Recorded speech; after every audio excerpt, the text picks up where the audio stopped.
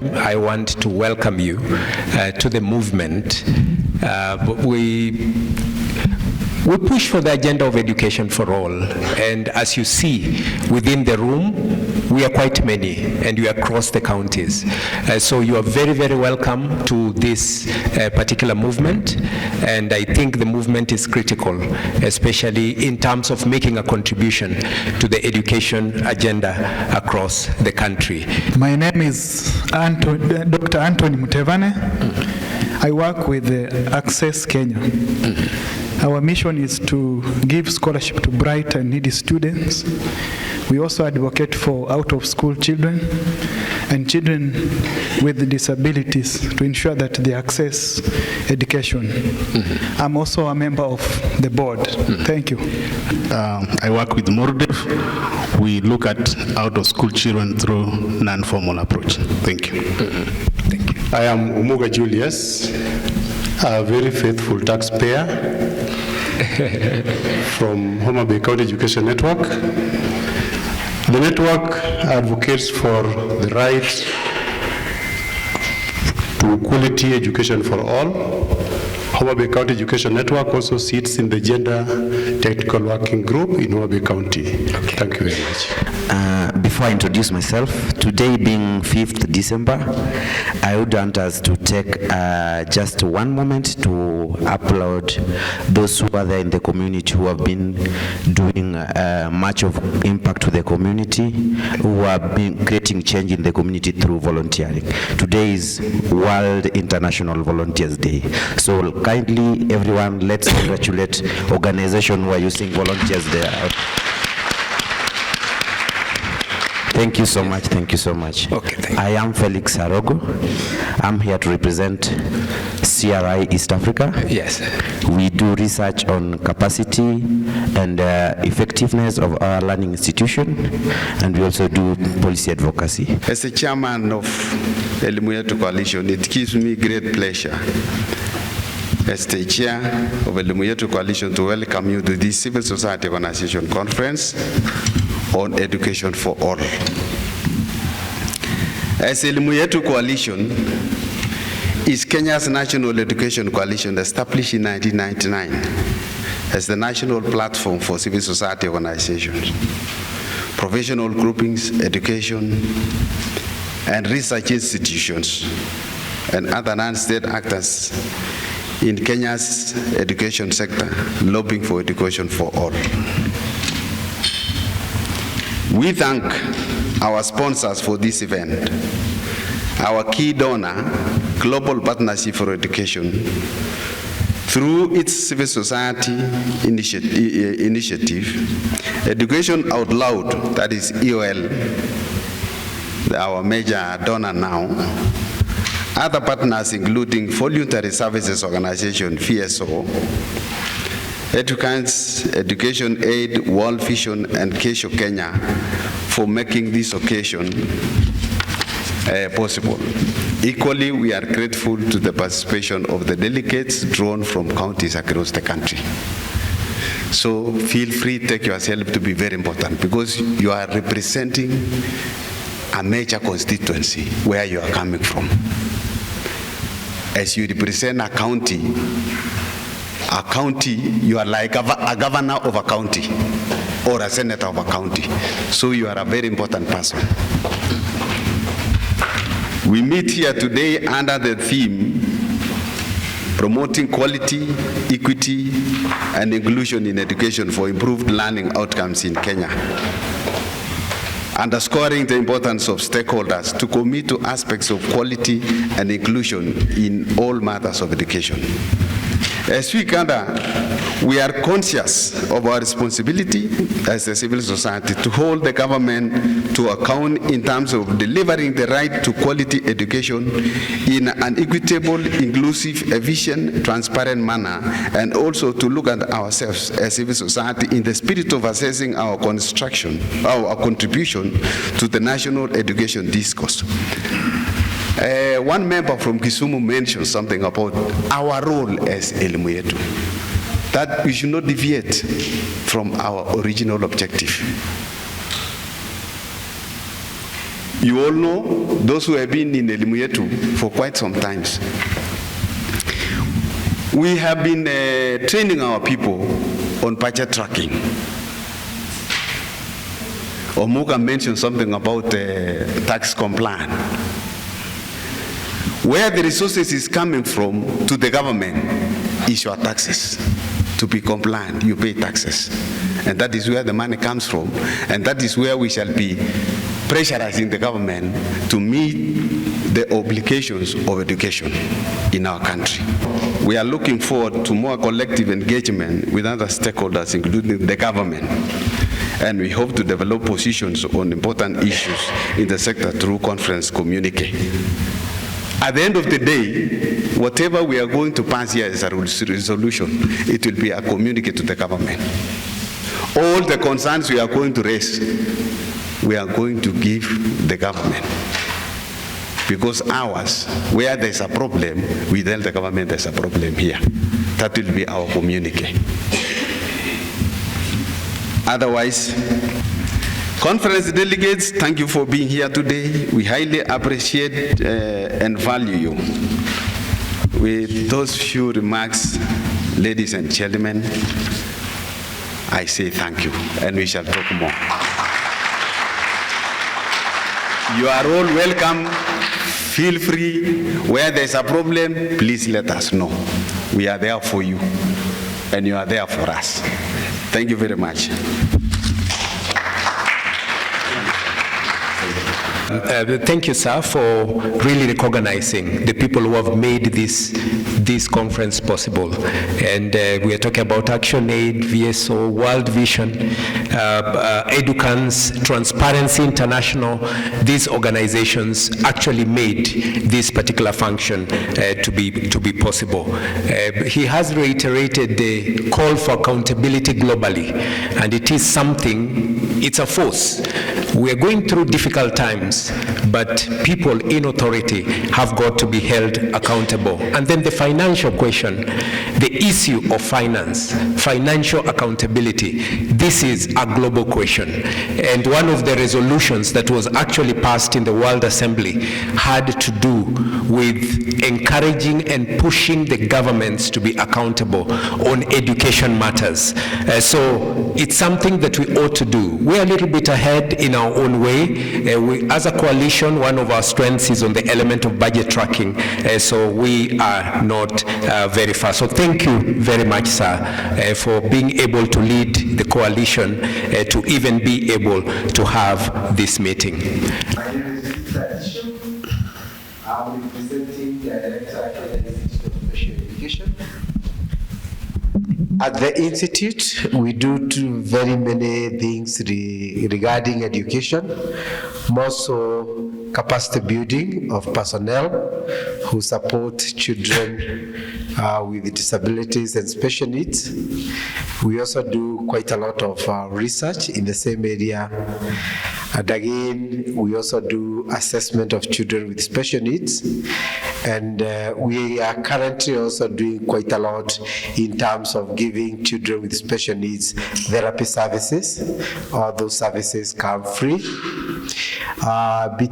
From 2016, the government blessed us with a state-of-the-art assessment center, which also includes a therapy center, where we are able to do quite a lot. We have hydrotherapy, speech therapy, physiotherapy, occupational therapy, and the like. In fact, our occupational and physiotherapy centers are at what you call in the Ministry of Health level 6, same level with the Kenyatta National Hospital. You are welcome to use our facilities. You are welcome to invite us to your organizations, more so to build capacity to persons working with special needs and disability. We also welcome you, invite us to be able to do research in the same area with you so that we can build our capacities and ensure that persons with disability get the right education in this country. We appreciate Elimu Yetu for the fighting for the rights of children with disability and ensuring that no child is left behind, and more so when we are trying to achieve SDG 4. Thank you very much. May God bless you. Distinguished guests, I am Moses Owiti Mbora, the Executive Secretary of KUPPET Nairobi branch. My brother Joseph, I did not prepare for any speech because I knew that the Secretary General was invited. Notwithstanding, KUPPET means Kenya Union of Post-Primary Education Teachers, and our mandates involve representing teachers, that is representation, bargaining for collective bargaining agreements for terms and conditions of service, and influencing policies towards promoting quality education, but to a lesser extent towards equity and inclusion. On matters regarding quality education, we look at availability of teachers and their welfare. Because when that teacher is working within an environment with good terms of service, then the person will deliver quality education to that child who we are talking about. We also influence policies, and we have done this through determined effort to place some of our own leaders within the parliament. And when we send them to parliament, they definitely go to the Committee on Education and Research. Our national chairman, Honorable Mboko Milemba, is a member of education, the Committee on Education. I cannot disclose the position he specifically holds in that committee. And we also have Catherine Wambilianga, who is the women representative for Bungoma. Honorable Mboko Milemba is the MP for Emuhaya and is the chairman of KUPPET. Honorable Catherine Wambilianga is a women representative in KUPPET, National Gender Secretary, but women representative in Bungoma. We also have one of our own whom we also sent from Nairobi to Parliament, the MP for Kibra, Honorable Peter Orero. He is also a member of the Education Committee.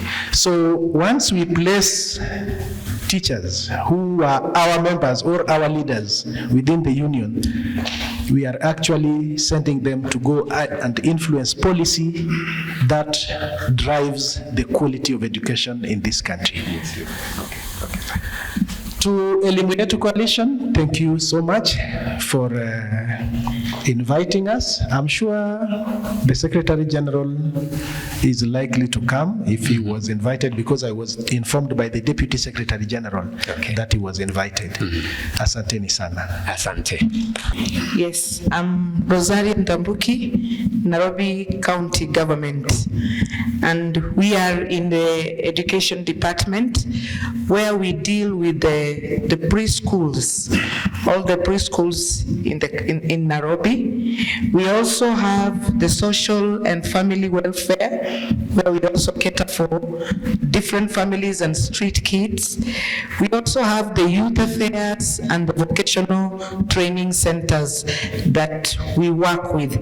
We are also, as a department, we deal with the library services in the county and gender affairs. We are very pertinent on issues of ECD, the child.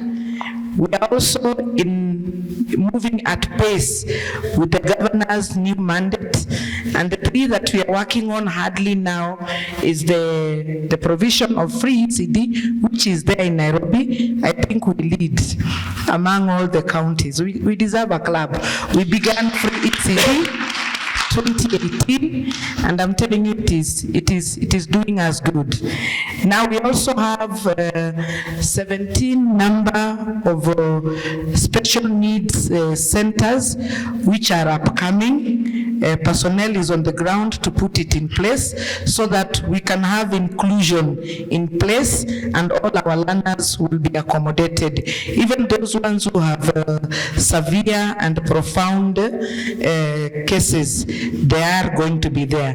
We are also checking on the upcoming ECD centers in residential areas, and policies, regulations are in place so that we can regulate and have a system that is going to bring in access, is going to bring in retention, and is also going to give quality child care facilities to all the learners in Nairobi. I think I'll stop there for now because of time. We shall collaborate more. Okay. Thank you. So put your hands together to Dr. Aleke.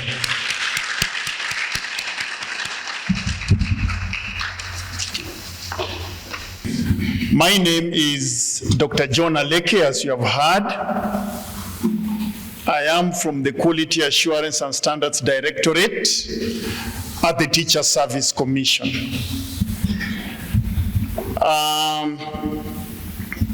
It gives me great pleasure to be here with you this morning, and probably I hope to be around for the next 2 days that we shall be here. We have gathered here for purposes of education, and all that, you know, revolves around education. I am here also on behalf of my CS, Commission Secretary, that is, Dr. Nancy Macharia, who is not here with us. Allow me to appreciate the organizers of this event. I want to recognize and especially put more emphasis on the theme, on this year's theme. The theme is about promoting quality, and quality here is about standards. Quality is here is about the level. Then we are talking about equity. Equity is about getting what one deserves, what rightfully belongs to them. And then inclusion, which means all of us to be on board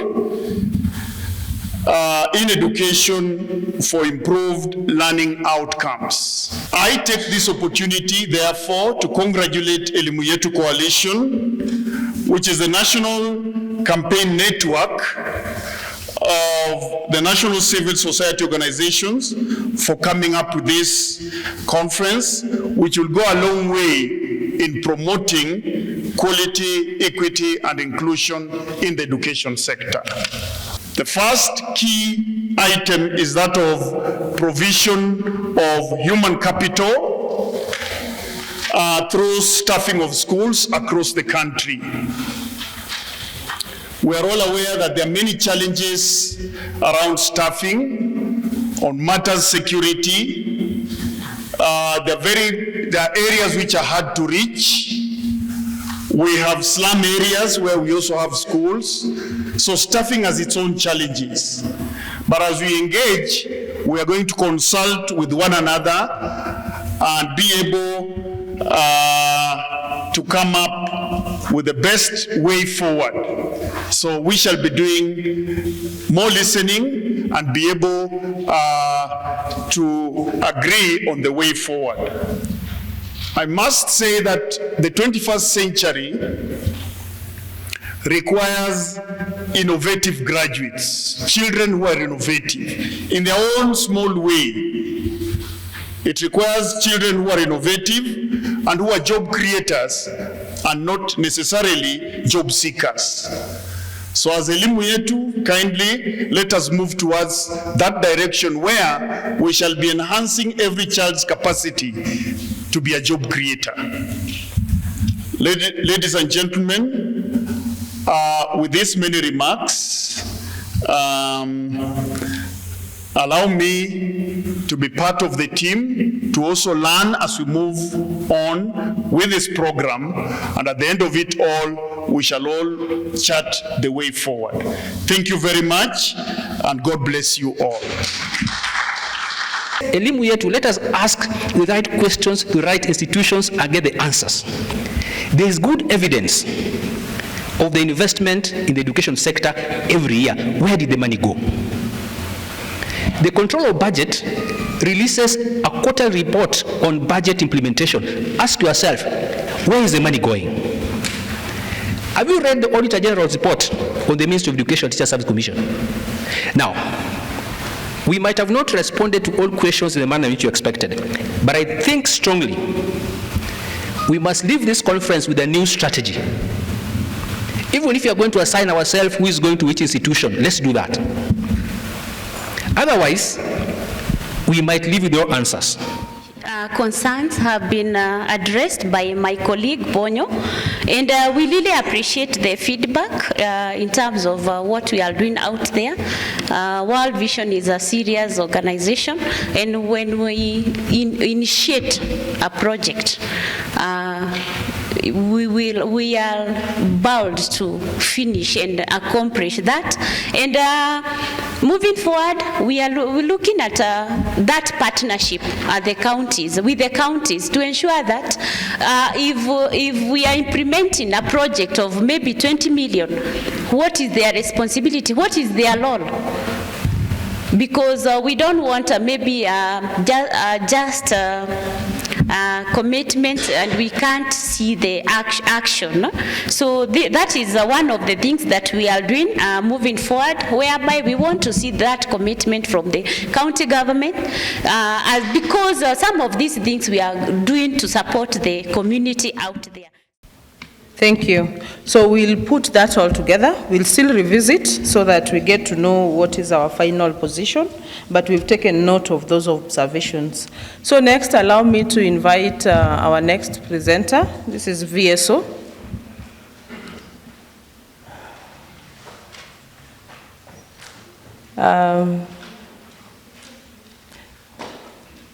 Lillian, karibu sana. Yes. VSO is going to help us with the presentation on access, equity, and inclusion in basic education in Kenya.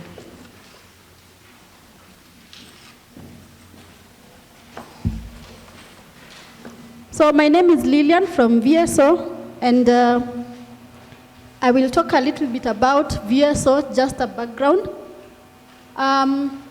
VSO is the world's leading independent organization that uses volunteering to deliver high-impact programs. And our vision is a fair world for everyone. And we purpose to create lasting solutions through volunteering. So we are working in Kenya in 21 counties, but we are also working worldwide in about 13 countries worldwide. And our programs, we implement our programs in 3 areas. If you hear VSO, you will hear VSO implementing projects in inclusive education, resilience, resilient livelihoods, and inclusive health. So whenever you hear about VSO, you will find that those are the 3 areas that we cover. We also have what we call our unique strengths. These are like the approaches we use in all our programming, and I've listed some of them there, including women economic empowerment and livelihoods. We are also strong on social accountability, youth employment and entrepreneurship, and then strengthening government structures on inclusive education and inclusive health. There is a danger of the Kenyan child losing.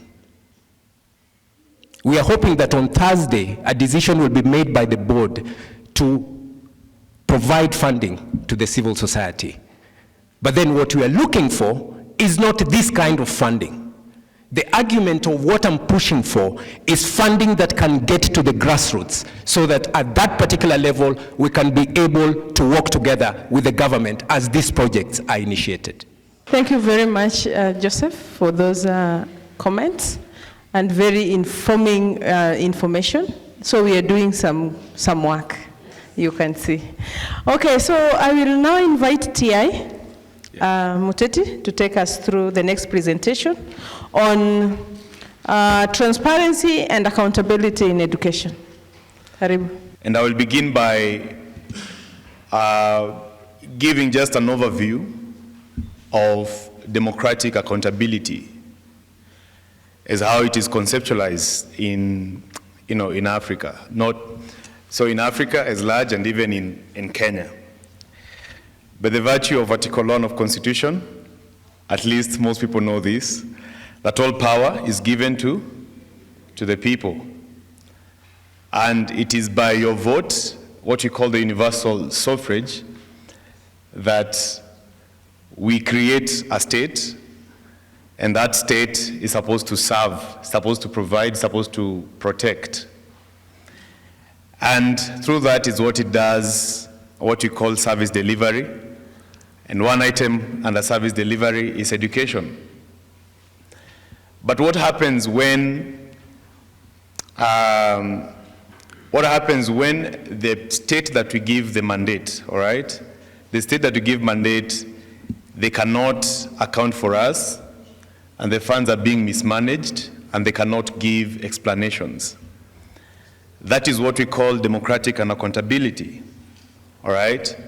Democratic and accountability, whereby the state or the government cannot respond to the needs of the citizens, and they cannot give the right answers when we ask about when we ask about how the taxpayer resources are being utilized.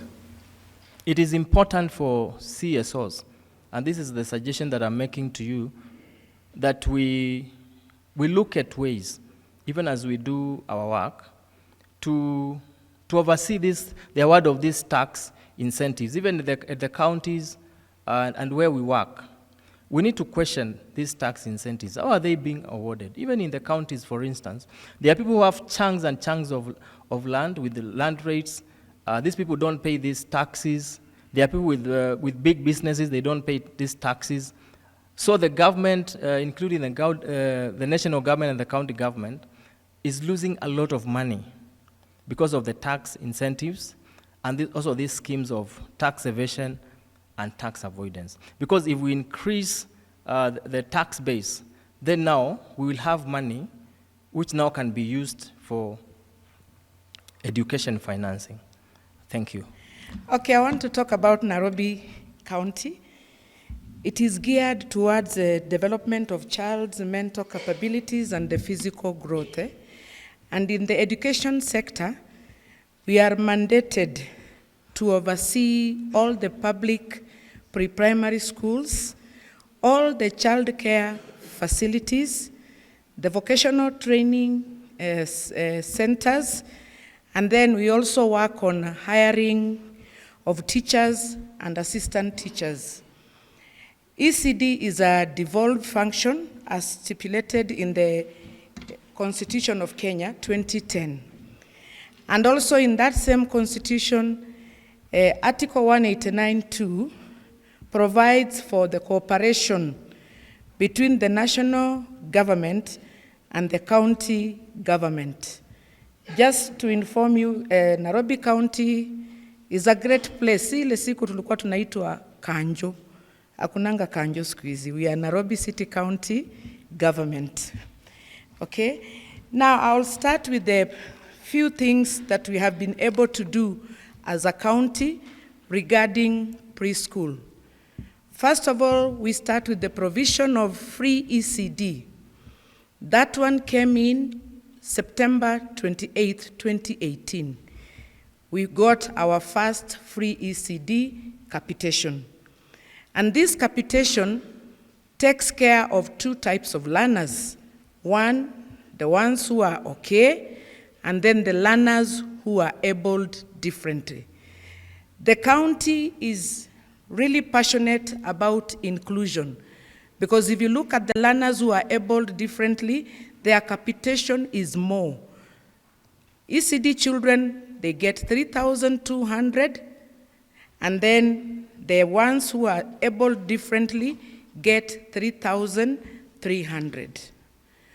I want to dwell there a bit on inclusion. We admit all learners. We admit all.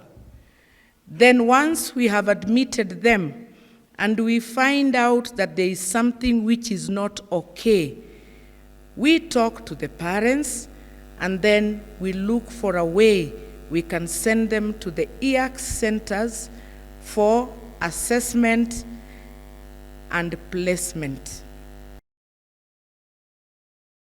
Adopt the following proposals. Number one, we will track the implementation of the previous civil society education conferences with a view of documenting progress made, emerging challenges, and lessons learned. That is number one. Number two, the Cabinet Secretary for Education to ensure that the guidelines on junior secondary schools that are to be domiciled in the primary schools to be validated by the end of the year, that is this year, and primary schools boards of management and teachers to be sensitized on the guidelines before schools reopen. You realize that schools are closed before the guidelines are made, and therefore when they go back, they'll be wondering where we start. So we're recommending that that discussion will be done before the schools are open. Number three, the Chief Executive Officer of Teacher Service Commission to make public the details of recruitment of the 30,000 teachers for the public to know the distribution of these teachers by counties, including the teachers for special needs education. If this recruitment is to be done by January 2023, as was communicated, the Teacher Service Commission should confirm to the public that they have already got the required documentation from the National Treasury confirming availability of the funds. This is important because January is just the next month. So we don't want to be in a situation where we get stuck with TSC saying we have moved from the Treasury. Number four, the Cabinet Secretary for National Treasury to confirm that the proposal to have the extra classroom and laboratory in every primary school will be included in the FY 2023 and 2024 budget. This is important because 32,594 classrooms will be required and 32,594 laboratories will be required because that is the number of primary schools we have. So when you say each school, it means 32,594. So the budget must explicitly provide for that. You can scroll down so that then about number 5. Number 5, scroll down. Number 5, the chairperson of the Presidential Working Party on Education Reforms to ensure that the Working Party report is validated by education stakeholders before adoption. The public gave their views and should therefore be given feedback. The public need to validate the final report. Number 6, all boards of management of schools to make public their comprehensive term reports on all areas of their mandate as provided by the Basic Education Act. Further, boards of management to submit their annual reports on governance to the Director of Basic Education as provided by Section 60 of the Basic Education Act. Number 7, the Cabinet Secretary for Education to ensure that the needs of learners with special needs are properly documented and prioritized in the education sector budget, with clarity on various categories of disability. The Cabinet Secretary for National Treasury to ensure that the next budget policy statement includes priorities for children with special needs. Number 8, all 47 county education boards to comply with Section 47 of the Basic Education Act that provides for reporting on children with special needs in their various counties. Number 9, the Cabinet Secretary for Education to make public the roadmap for developing the Envision National Education Strategic Plan for 2023-2027 and ensure that education stakeholders at the grassroots and school levels have an opportunity to contribute to the level of that plan. Number 10, the Cabinet Secretary for National Treasury and Planning to ensure that the draft fourth medium-term plan is validated by all 47 counties and ensure that all the 47 CIDPs are aligned with the fourth medium-term plan Given that the short medium term plan and CIDPs will determine resource allocation for the next 5 years in the country. Number 11, all 47 county governments will develop specific costed 5-year plan for pre-primary education. And this should not be lumped up with broader county education plans. You might notice that some counties are mixing bursary, TVET, and pre-primary. So we want pre-primary to be explicit. We are reminded that SDG 4 talks about early childhood development, care, and pre-primary education, meaning pre-primary education is not synonymous with ECD. Number 12, county governments, through the Council of Governors, will engage in the Ministry of Education at the Intergovernmental Technical Responsibility and develop intergovernmental framework for service delivery. The confusion around counties giving bursary, national government bursary, CDF bursary, county infrastructure, education infrastructure, that needs to be clarified. Number 13, the Cabinet Secretary for Education to ensure that all previous recommendations from the Auditor General on the education sector budgets are fully implemented. Further, the Cabinet Secretary to issue a report to the public on the status of implementing the Auditor General's recommendation in the education sector. Number 14, the right to the child public participation be promoted and fully implemented. Number 15, child protection schools to be prioritized. Number 16, this is glaring that Section 5 of the Municipal Education Act provides for the National Education Board. We do not have a National Education Board as of now. The one that was there died many years ago. So the priority of the Cabinet Secretary to immediately ensure that members of the National Education Board are recruited and appointed.